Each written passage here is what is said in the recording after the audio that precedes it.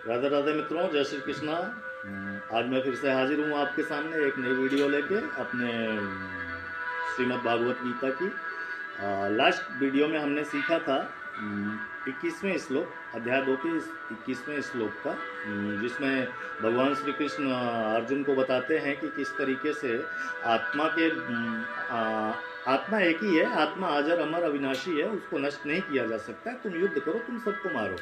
अभी 22वें श्लोक की मीनिंग समझते हैं, उसका तात्पर्य जानते हैं कि अब आत्मा और परमात्मा के संबंध के बारे में बताया गया है कि आप जो भी करते हो परमात्मा उसे देखता है, इसलिए हमेशा सत्कर्म करने चाहिए, ये उपदेश दिया है।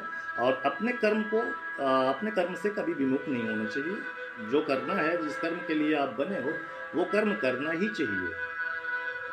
मेन चीज़ यही है कि उन्होंने भगवान श्री कृष्ण ने बताया अर्जुन को कि जिस प्रकार मनुष्य पुराने वस्त्रों को छोड़ के नए वस्त्र धारण करता है, वैसे ही आत्मा पुराने शरीर को छोड़ के वृद्धावस्था और मरणोपरांत बाहर एक नई शरीर में जाती है। और ये कई जन्मों से चला आ रहा है, यही शाश्वत सत्य है। कई बार हमने देखा होगा कि वीडियोस भी देखे हैं, मूवीज़ भी देखी है कि पुनर्जन्म भी होते हैं।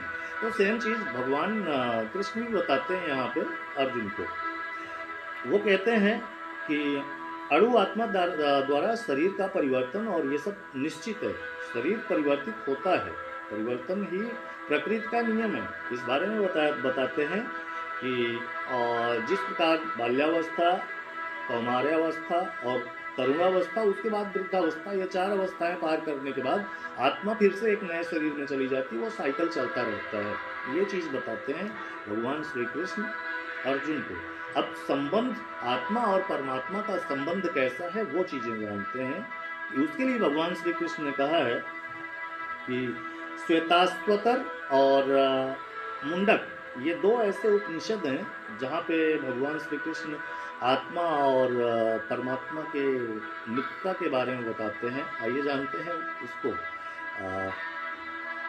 और ये आत्मा और परमात्मा जो है, भगवान श्री कृष्ण ने बताया है इस उपनिषद में, ये व्याख्या की हुई है कि आत्मा और परमात्मा 2 ऐसे पक्षी हैं जो एक ही डाल पे बैठे हुए हैं। आत्मा मोह माया के बंधनों में फंसी पड़ी है, वो फल खा रही है, एक वृक्ष पे बैठे हैं। परमात्मा उसके कर्म को देख रहे हैं, परमात्मा उसके कर्म को देख रहे हैं, वो कर क्या रहे हैं। परमात्मा फल नहीं खा रहे हैं, फल आत्मा खा रही है, इसीलिए आत्मा चेंज होती रहती है, परमात्मा सिर्फ एक है। भगवान श्री कृष्ण ये बताते हैं कि जो आदमी मोह माया के बंधनों में फंसा पड़ा है, फल की चिंता कर रहा है, भौतिक सुख सुविधा में जी रहा है, वो अपने मोह माया के भाव के बंधनों से पार होना चाहता है, तो वो परमात्मा की शरण में आना ही होगा।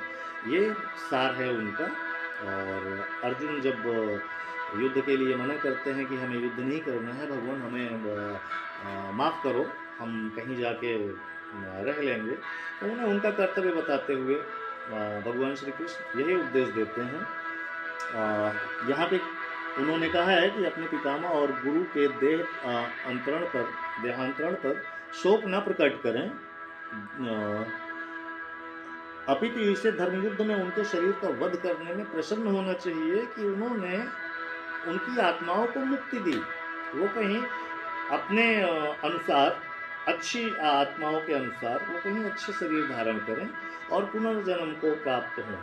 और पुनर्जन्म ही देना भगवान श्री कृष्ण का बहुत बड़ा उपकार है हम मानव तन पे, ऐसा बताया है अपने 22वें श्लोक की व्याख्या और उसका तात्पर्य। राधे राधे, जय श्री कृष्ण मित्रों।